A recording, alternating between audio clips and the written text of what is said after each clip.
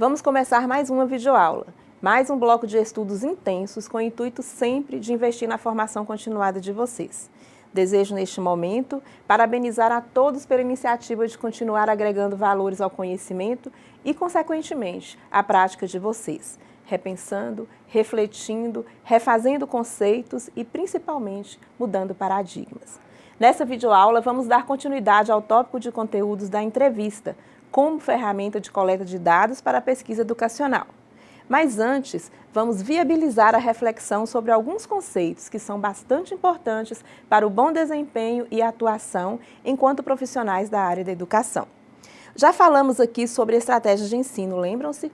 Pois bem, daremos então continuidade discorrendo sobre o professor estratégico, ou seja, aquele profissional educador que está atento ao atendimento das demandas da educação atual. E vamos partir então do segundo pressuposto, estabelecido pelo também educador e estudioso César Coll. Dado por estabelecida a inevitável incidência de como se ensina sobre como se aprende, seria recomendável que tal influência fosse planejada de forma consistente e intencional. Quando um professor toma a decisão de como apresentar a informação para que seja clara e concisa, como deve distribuir seus educandos em sala de aula para garantir um nível de motivação e de eficácia, como evitar o aparecimento de determinados erros que a ajuda pedagógica poderá prover. Trata-se, então, de um professor que planeja, acompanha e avalia sua ação docente. E assim, vamos iniciar então as nossas reflexões com algumas indagações. Então, eu pergunto a vocês, falamos aqui muito sobre estratégias de aprendizagem que o professor pode propiciar aos educandos no sentido de viabilizar a aprendizagem. Mas, podemos dizer então que o educando também tem estratégias de aprendizagem? Existe ensino sem aprendizagem? O que é motivação? Então, temos aqui uma tirinha onde o Calvin fala que ensinou o cachorrinho dele, Spot, a assobiar. E ele começa falando, eu ensinei Spot a assobiar. O amiguinho dele baixa o ouvido e não consegue ouvir o Spot assobiando. E fala então, não dá para ouvir ele assobiando. Bom, eu disse que ensinei ele a assobiar. E eu não disse que ele tinha aprendido. Assim sendo, chegamos então à conclusão de que nem sempre o ensino resulta na aprendizagem. Nem todos os educandos respondem com o mesmo interesse e a mesma motivação, apesar de os contextos serem iguais para todos, ou seja, em uma mesma sala de aula, o professor dá um único comando para todos os educandos, mas o entendimento de cada um é diferente, uma vez que cada qual, subjetiva esse comando também de forma diferente. Além disso, o mesmo educando não manifesta o mesmo interesse, nem se esforça do mesmo modo, nem que seja do mesmo tipo de tarefa. Por isso, para saber o que fazer para motivar os educandos que respondem de forma distinta aos contextos criados em sala de aula, é preciso conhecer primeiro as características pessoais dos educandos que contribuem para que o interesse e o esforço de aprender sejam os adequados. É notório que existe também a interferência de alguma das condições externas que tem como objetivo interferir na aprendizagem. São elas: o professor, na figura do mediador dessa aprendizagem, a informação, ou seja, a estratégia, os recursos na figura dos livros, dos filmes, das revistas ou de outra fonte, e existe ainda algumas ações do sujeito, aqui na figura do educando, que facilitam a aprendizagem. São elas: a motivação, o propósito, as metas, as ações. Na verdade, o professor é que põe em prática as atividades de aprendizagem escolar, a qual afeta sensivelmente o interesse e o esforço por aprender. É ele que seduz, por assim dizer, o educando. Também somos nós que facilitamos a experiência da aprendizagem e a aquisição dos modos de pensar efetivos diante dos desafios propostos pelas tarefas escolares, a maneira como interagimos com os educandos e o tipo de interação promovida por eles. E assim, imbuídos de nosso espírito investigativo e inovador, nós nos perguntamos: Como então atuar em cada um desses momentos para fazer com que os educandos se interessem e se esforcem em aprender? E aí eu digo a vocês que responder a essa pergunta implica em uma reflexão profunda sobre o que nós, professores, fazemos para criar contextos de aprendizagem. E ainda mais, sobre como esses contextos criados afetam o interesse e a motivação dos educandos para aprender. Sim, mas a gente se pergunta, sobre o que refletir? Por onde então vamos começar? E aqui sugerimos algumas dicas sobre algumas indagações que podemos nos fazer, no sentido de começar a repensar a nossa prática enquanto educadores. Eu, enquanto professor, no começo de uma unidade didática de uma aula ou de uma tarefa, proponho problemas e interrogações ou eu já repasso direto a disciplina? Ou seja, eu problematizo ou eu permito que meus educandos levantem suas hipóteses ou já vou derramando as minhas verdades e certezas? Eu, enquanto professor, apresento situações que chamem a atenção, ou seja, eu seduzo o meu educando para que o mesmo desperte o interesse em aprender? Eu, enquanto professor, destaco o objetivo a alcançar por meio de alguma atividade a ser realizada? Ou seja, eu sistematizo com o meu educando o que é preciso que ele aprenda, dividindo assim a responsabilidade por essa aprendizagem? Destaco para que pode ser útil de maneira concreta aprender aquele tópico específico que eu pretendo ensinar? Ilustro a potencial utilidade do que deve aprender com exemplos concretos?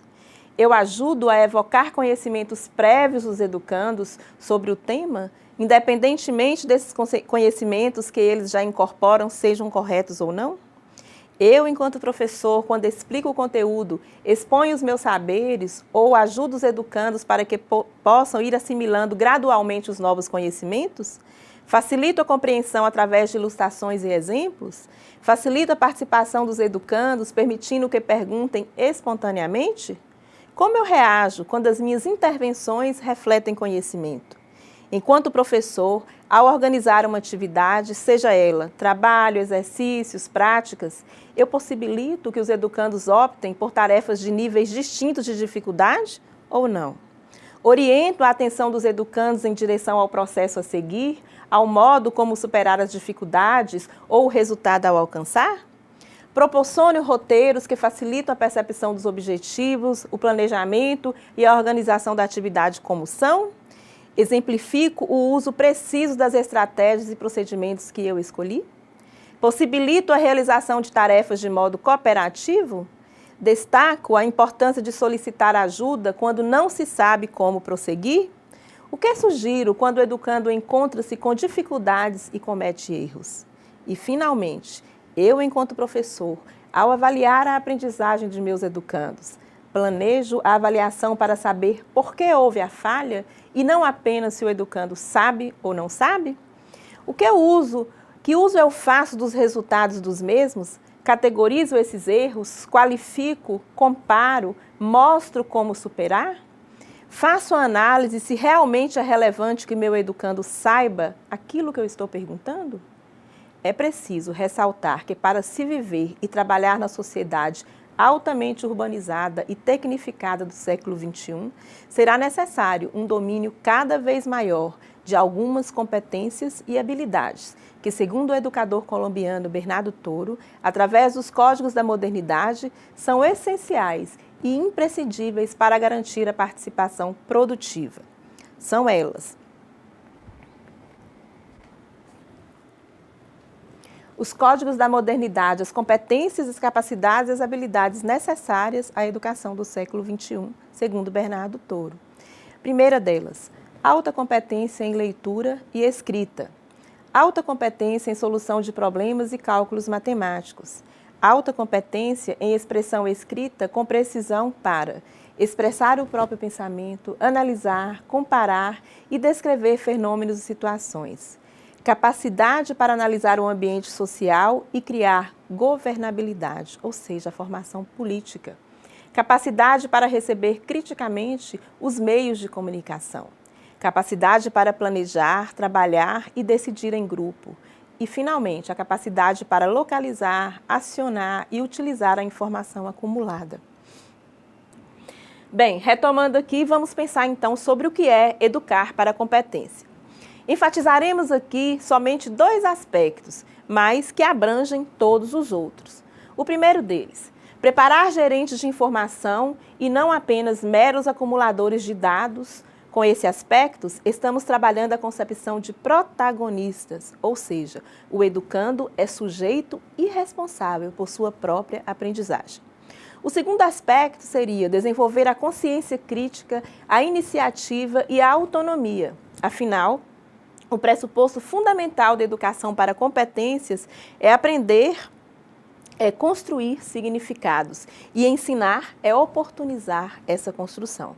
Então, caros acadêmicos, fica aqui para nós cada vez mais claro qual é o papel que se espera da escola. Educar para a vida, ou seja, contextualizar o cidadão em seu momento histórico e social e, consequentemente, preparar para o trabalho. Formar seres pensantes, ensinar a pensar, produzir conhecimento que evolui por ser objeto de análise, o que é completamente diferente de formar apenas seguidores, que somente recebem transmissões e produzem crenças imutáveis, e por serem imunes à análise. Concordam? Seguindo por esse pensamento, temos também uma revolução no papel do professor, que agora precisa trabalhar por estudos de casos. Olha aí a importância do papel dos instrumentos de coleta de dados. Trabalhar na resolução de problemas e proposições de projetos. O professor precisa também viabilizar tarefas complexas e desafios que incentivem seus educandos a mobilizarem seus conhecimentos e completá-los quando assim se fizer necessário. Precisa ainda, enfim, perguntar através de uma relação democrática com o educando, mais do que explicar através de uma relação de dominação do educando com o conhecimento. Enfim, tentamos fazer uma introdução dessa aula, foi trazer para vocês, à luz das reflexões, uma visão panorâmica das reais necessidades da educação deste novo século, as demandas desse novo século. Agora, vamos dar prosseguimento às nossas questões levantadas na aula passada sobre a questão da entrevista como um instrumento, uma ferramenta de coleta de dados. Lembram-se? Na aula anterior, falamos que a entrevista é um dos instrumentos de coleta de dados e, em uma pesquisa, desenvolve um importante papel, tanto nas atividades científicas, a pesquisa propriamente dita, quanto em diversas atividades humanas. Falamos ainda que a entrevista possui um forte caráter de interação pela relação estabelecida entre os sujeitos, pesquisador, entrevistador e entrevistado, por meio de uma influência recíproca entre quem pergunta e quem responde. Discorremos ainda também sobre as características da pesquisa exploratória e da pesquisa centrada, sobre as vantagens e os cuidados ao adotar cada uma dessa técnica. Agora, dando continuidade, vamos falar um pouco sobre a função do pesquisador, que além do estudo rigoroso e sistemático sobre o assunto, precisa estar preparado para tomar as decisões fundamentadas na lógica da abordagem da pesquisa escolhida e nos objetivos de sua pesquisa. São, então, assim, funções específicas do pesquisador. Primeiro, selecionar os sujeitos da pesquisa, segundo critérios estabelecidos em função do problema a ser pesquisado e do tipo de dados que necessita. Ou seja, os sujeitos da pesquisa são pessoas que fornecerão os dados de que você precisa. Sujeitos da pesquisa, o universo e a amostra. Primeiro, trata-se de definir toda a população amostral, o conjunto dos elementos que possuem características e que serão o objeto do estudo. E a seleção pode ser probabilística, ou seja, através de procedimentos estatísticos, não probabilísticas, escolha aleatória, simples, e seleção de sujeitos da pesquisa, que são as pessoas que fornecerão os dados que o pesquisador vai precisar. Bom, retomando aqui, gostaria de salientar que na apostila de vocês tem um quadro que exemplifica essa questão de forma bem ilustrativa e clara. Gostaria então que vocês dessem uma olhada com bastante atenção, ok? Bem, ao que se trata de seleção de sujeitos, sabemos que é difícil determinar com antecedência quantas pessoas deverão ser entrevistadas em um estudo qualitativo. Alguns optam por entrevistar o maior número de pessoas possível, elaborar o roteiro de entrevistas de acordo com o tipo de entrevistas, e o pesquisador deve organizar um roteiro contendo uma lista de temas para que, no decurso da conversa, não se esqueça dos elementos que considera fundamentais para a pesquisa. Então, temos aqui algumas dicas para a elaboração dos roteiros. O início: comece com perguntas fáceis de se responder, como tema, local e data de nascimento. Isso, além de contextualizar a fala, ela tem a função de esquentar a entrevista, de quebrar aquele gelo inicial da entrevista. Depois a gente tem o encadeamento, que seria a ordem cronológica e costuma ser um bom fio condutor da conversa, mas não necessariamente o único. E podemos ainda dividir o roteiro em 3 grandes blocos de perguntas, como a introdução, que seria a origem da pessoa, país, avós, infâncias. Depois a gente partiria para o desenvolvimento, que seria as fases e acontecimentos da trajetória. E, por último, a finalização, que seria a ponte do presente e o futuro, dos sonhos, avaliações das expectativas do entrevistado.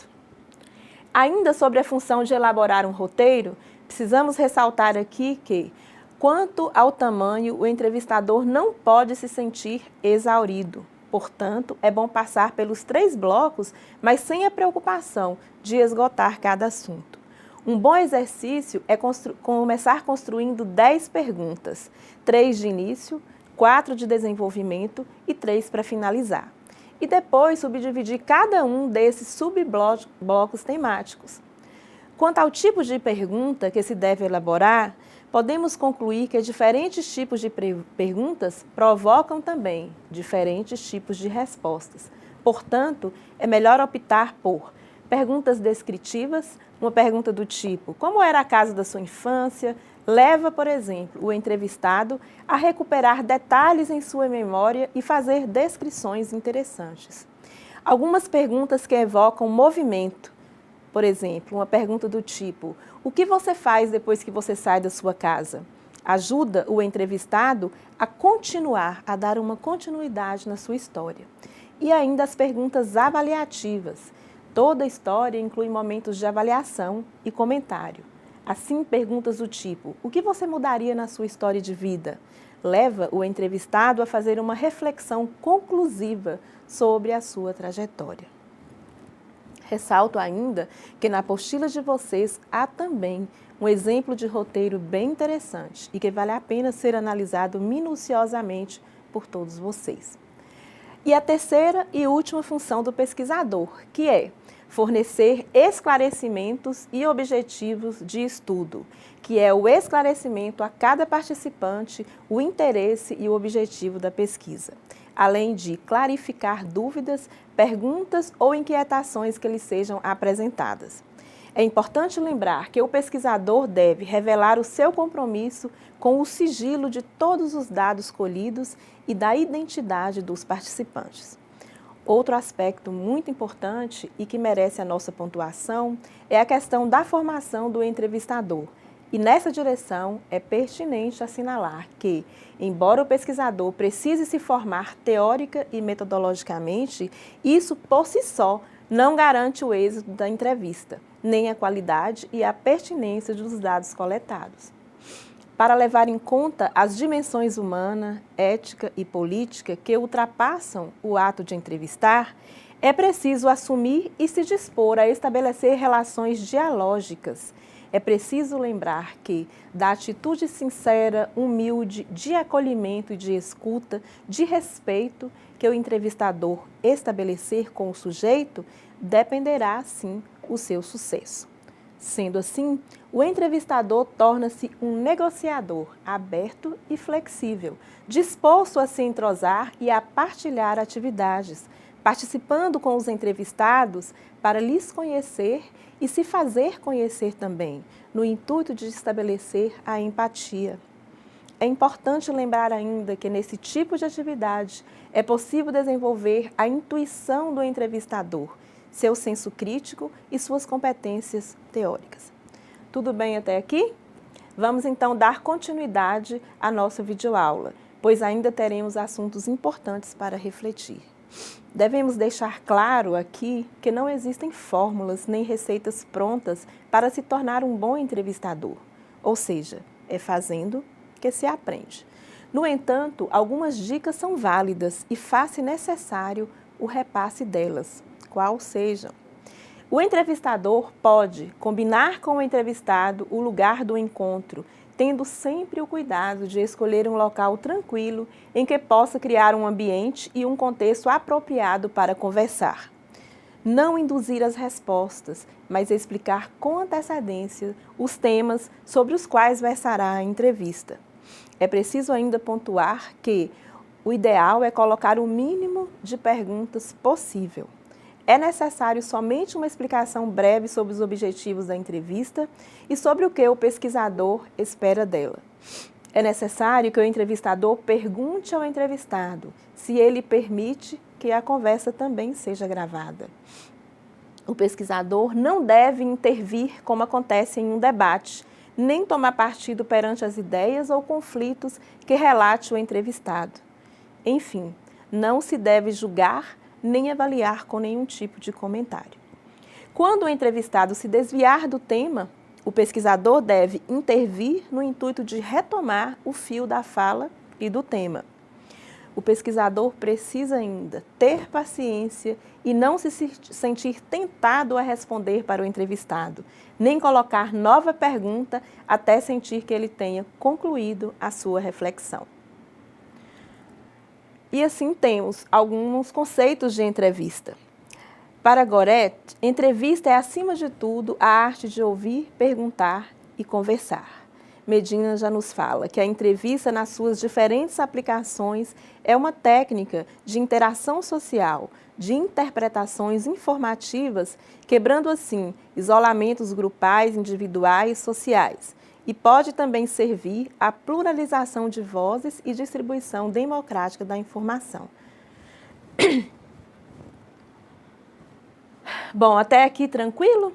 Vamos continuar então com mais algumas abordagens sobre essa importante técnica de coleta de dados. Agora que já planejamos, estruturamos e executamos a nossa pesquisa, vamos para a fase final, que é a análise, a codificação, a categorização e a teorização de todos os dados que já conseguimos obter. Os dados coletados serão posteriormente elaborados, analisados e interpretados, e representados também graficamente.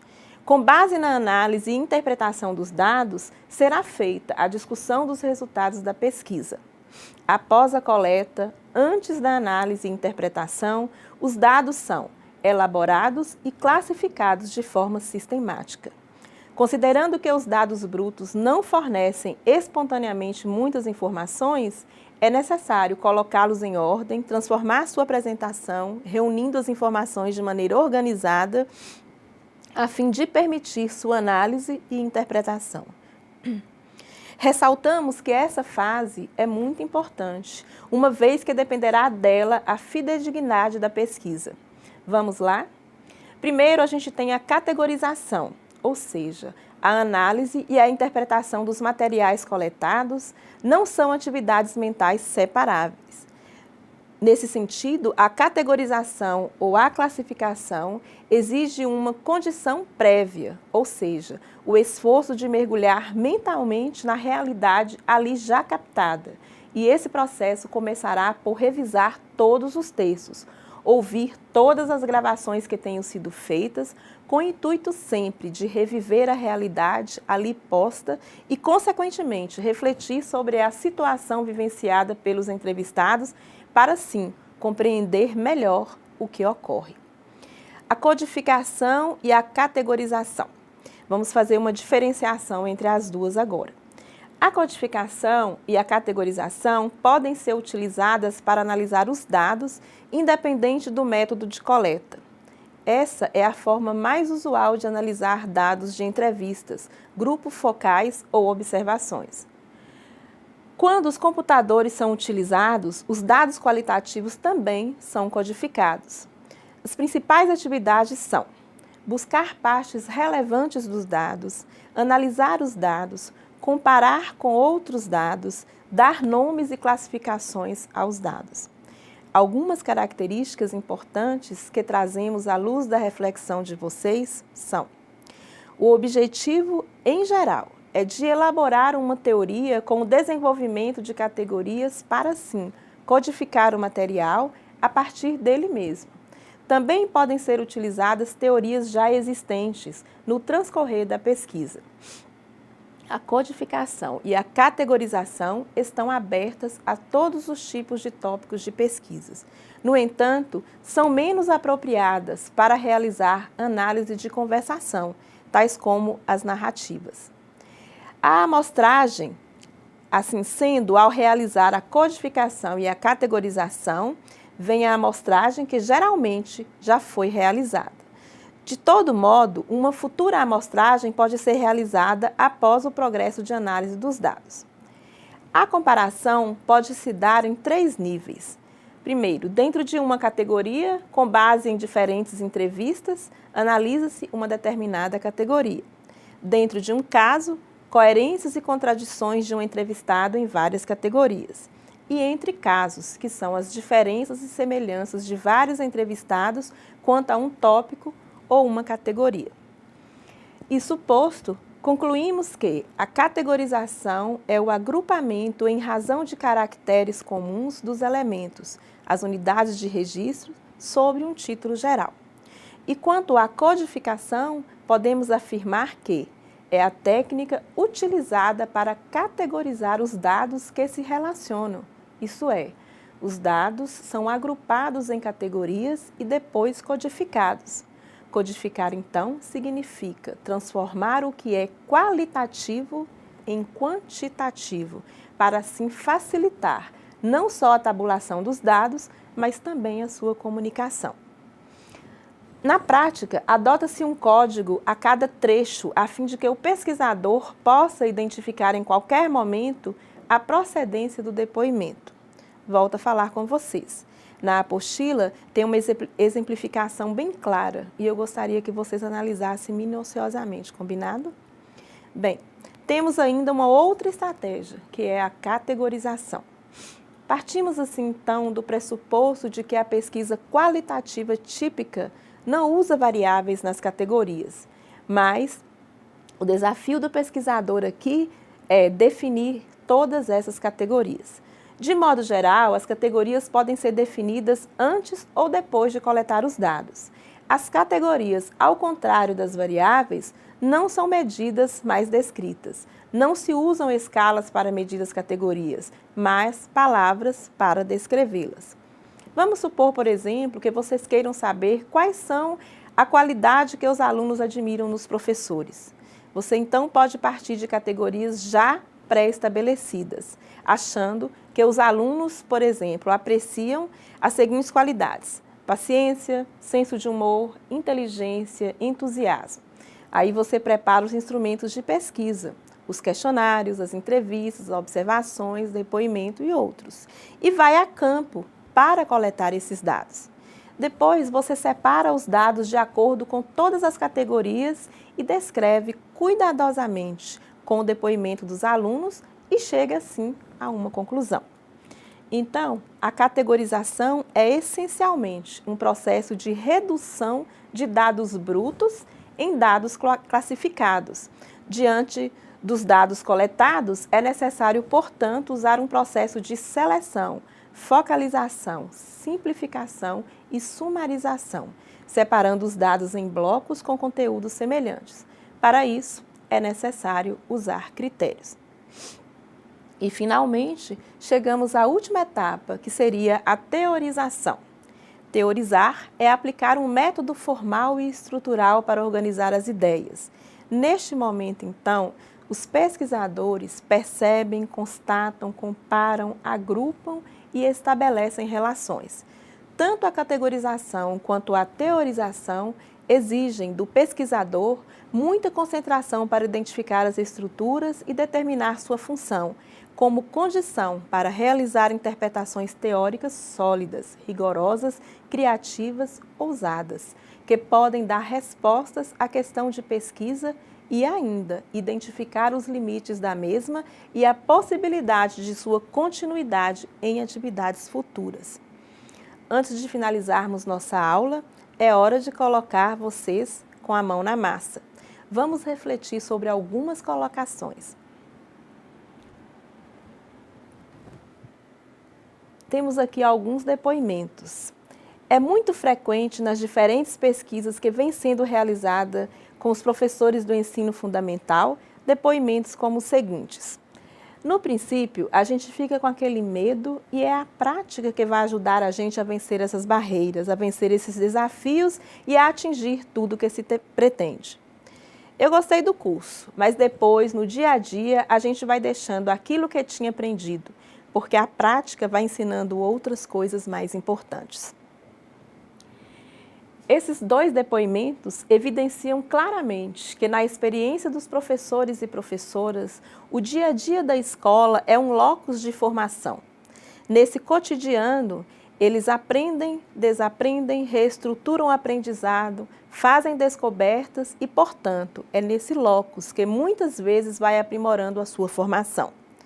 Nesse sentido, considerar a escola como locus de formação continuada passa a ser uma afirmação fundamental na busca de construir uma nova perspectiva para a formação continuada dos professores, as que não se limite a oferecer diferentes cursos aos docentes. Mas esse objetivo não se alcança de uma maneira espontânea. Não é o simples fato de estar na escola e de desenvolver uma prática escolar concreta que garante a presença das condições mobilizadoras de um processo formativo. Uma prática repetitiva, uma prática mecânica não favorece esse processo.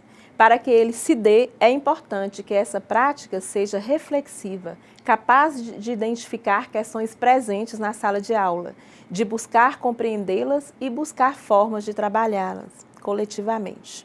A prática coletiva construída conjuntamente por grupos de professores ou por todo o corpo docente de uma determinada instituição escolar constitui um elemento particularmente importante. Agora, vocês deverão se reunir em dupla ou em trio e terão 10 minutinhos para tentar de forma efetiva, baseados em tudo que falamos e estudamos aqui hoje, responder aos questionamentos. Vamos lá? Nessa perspectiva, o educador português Antônio Nóvoa, já em 1991, afirmava: a formação continuada deve estar articulada com o desempenho profissional dos professores, tornando as escolas como lugares de referência. Trata-se de um objetivo que só adquire credibilidade se os programas de formação se estruturarem em torno de problemas e de projetos de ação e não em torno de conteúdos acadêmicos. Diante do exposto, peço a vocês que respondam aos seguintes questionamentos. Primeiro, como a formação pode intervir na promoção e desenvolvimento de práticas inovadoras? Que condições é preciso reunir para que a ação profissional cotidiana possa ser explorada em todas as suas dimensões formativas? Que mudanças é preciso introduzir nas escolas para que elas se assumam como lugares de formação? Bom, ao optar pela docência, o professor, além das competências e habilidades necessárias no seu campo de atuação, passa a ter o compromisso de permanentemente discutir, aperfeiçoar conceitos e práticas pertinentes ao processo ensino-aprendizagem, buscando assim alternativas viáveis para que os educandos compreendam, se apropriem e saibam aplicar no seu cotidiano os conhecimentos necessários para o exercício da cidadania plena. Portanto, além do domínio dos conteúdos, da didática e da psicologia, a docência requer atualização constante e busca permanente de novos saberes necessários e inerentes à nossa profissão. Essa atividade de reflexão teve como intuito abordar aspectos da temática sobre a necessidade de os docentes terem domínios de habilidades pedagógicas como fator de competência para que os alunos sejam sujeitos ativos, criativos e produtores de novos conhecimentos, e não apenas meros espectadores em sala de aula, concretizando-se assim a ação transformadora do ensino e da aprendizagem. Vamos ficando por aqui. Nessa videoaula, procuramos definir e desmistificar as várias faces da entrevista como instrumento de coleta de dados, mostrando como pode ocorrer uma entrevista. Falamos também sobre o professor estratégico e como o mesmo atua. E eu espero, sinceramente, que tenhamos contribuído de alguma forma no processo de formação de vocês. No mais, as mesmas recomendações e solicitações. Leiam a apostila, é de suma importância. Participem dos fóruns e até mais.